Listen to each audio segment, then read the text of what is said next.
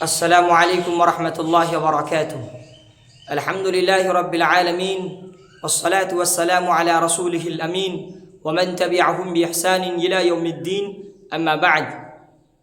प्रिय श्रोता मंडली, दार्से रमजानेर 22तम पाठ, विषय आल बिदाई जुमा, बिदाई जुमा।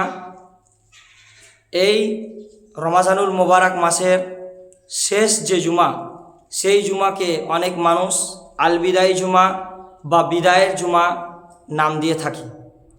আর এই দিনে মানুষ অনেক উল্লাস, অনেক আনন্দ ভোগ করে। এই দিনটাকে একটা গুরুত্ব এবং মাহাত্ম্য দিনগুলোর মধ্যে সেই দিনটাকে গণনা করে তারা। যে উল্লাসের দিনগুলো রয়েছে সেই দিনগুলোর মধ্যে তারা গণনা করে। আর এই দিনে মানুষ নতুন আর নতুনের মধ্যে যেই ভালো আর উত্তম যেই পোশাকগুলো, সেই পোশাকগুলো পরিধান করে। বিশেষ করে বিভিন্ন ধরনের সেই পোশাকে আতর লাগায়, তারপরে সেই পোশাক পরিধান করে। আবার নিজের ঘর বাড়ি দোকানকে বিভিন্ন ধরনের লাইটিং দিয়ে সাজানো হয়, আরও বিভিন্ন ধরনের জিনিস দিয়ে সৌন্দর্য করে। আর অনেক মানুষদেরকে নিমন্ত্রণ দেয়, সেখানে করে ইফতারি এবং সেহরির জন্য সেই জায়গাতে আয়োজন করা হয়, ব্যবস্থা করা হয়। আর সেখানে করে সেহরি এবং ইফতারের জন্য বন্ধু বান্ধব এবং অন্যান্য মানুষদেরকে সেখানে করে দাওয়াত দেওয়া হয়। আর সেই জায়গাতে এমন মানুষ দাওয়াতে আসে যে কোনো দিন সে নামাজ পড়েনি, কিন্তু সেই লাস্ট বিদায় জুমার সে নামাজ পড়ে সেখানে গিয়ে।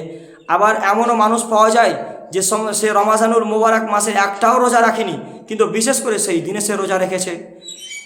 সেখানে করে সাদকা খায়রাত হয়, দান খায়রাত হয়, এবং সেখানে করে বেশি বেশি আল্লাহ রাব্বুল আলামিনকে স্মরণ করা হয় জিক্র আজকারের মাধ্যমে, তেলাওয়াতের মাধ্যমে, আরও যাবতীয় যত ইবাদতের মাধ্যমগুলো রয়েছে সেই মাধ্যম দিয়ে তারা আল্লাহ রাব্বুল আলামিনকে স্মরণ করে। আর মানুষ সেই দিনে অনেক উল্লাস, অনেক আনন্দ ভোগ করে। সেই দিনটাকে মনে করে যে এই দিনের অনেক গুরুত্ব এবং মাহাত্ম্য রয়েছে। এই যে ফজিলতগুলো তার বর্ণনা করা হলো, আমার যেটা প্রশ্ন সেটা হচ্ছে কি, যে বাস্তবে কি শরীয়তে এই জিনিসগুলোর কোনো প্রমাণ রয়েছে? যদি রিসার্চ করা হয় তাহলে স্পষ্টভাবে বুঝতে পারা যাবে যে হাদিসের কোনো বইয়ে এই ব্যাপারে কোনো কথাই উল্লেখ নাই যে আল বিদাই জুমা বলে কোনো আল বিদাই জুমাকে কেন্দ্র করে যে কাজগুলো হচ্ছে সেই কাজগুলো সেই হাদিসের কোনো গ্রন্থে বর্ণনা করাই নাই। তাহলে এগুলো কখনো আমাদের জন্য সঠিক নয়। কিন্তু এটা যদি দেখা যায় যে রমাজানুল মোবারক মাস একটা গুরুত্বপূর্ণ মাস, একটা বরকতময় মাস, আর সেই মাসে জুমা পাওয়া মানে হচ্ছে জুমার যে ফজিলতটা, সাধারণ দিনে যেই জুমার যে ফজিলতটা থাকে, রমাজানুল মোবারক মাসে কিন্তু সেই তার জুমার ফজিলতটা আরও বেশি হয়ে যায়। সেই মাসের কারণে, রমাজানুল মোবারক মাসের কারণে তার যে ফজিলত, সেই ফজিলতের মধ্যে আরও বৃদ্ধি চলে আসে। তাই সেক্ষেত্রে যদি দেখা যায় তাহলে ঠিক আছে। কিন্তু সেই আল বিদাই বা বিদায়ের বিদায়ের জুমাকে কেন্দ্র করে যে কাজগুলো হচ্ছে, এইগুলোর কিন্তু কোনো আসল নাই।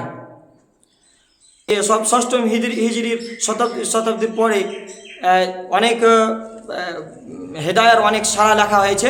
আর সেই সারাগুলোতে এই হাদিসগুলোকে, এই মৌজু হাদিস, এই নিজে থেকে তৈরি হাদিসগুলোকে বর্ণনা করা রয়েছে। আর সেই হাদিসের মধ্যে সে ফজিলতের হাদিস বর্ণনা করে। তার মধ্যে প্রথম হাদিস হচ্ছে যে ব্যক্তি এই জুমার দিনে 5 ওয়াক্তের সলাত ধারাবাহিকভাবে মনোযোগ সহকারে আদায় করলো, তাহলে 1 বছরে তার ছুটে যাওয়া নামাজ মাফ করে দেওয়া হয়।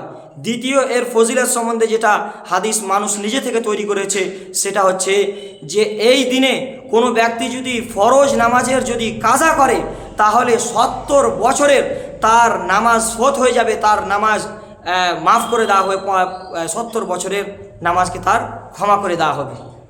তাহলে এই 2 জাল হাদিস, মৌজু হাদিস, যেটাকে মানুষ নিজে থেকে তৈরি করেছে, মুহাদ্দিসিন ইকরাম বিল ইত্তেফাক তিনাদের যেটা মত সেটা হচ্ছে এই সব হাদিস হচ্ছে জাল হাদিস, এইসব হাদিস হচ্ছে মৌজু হাদিস। এইসব হাদিসের প্রতি আমল করা কখনোই আমাদের জন্য সঠিক নয়।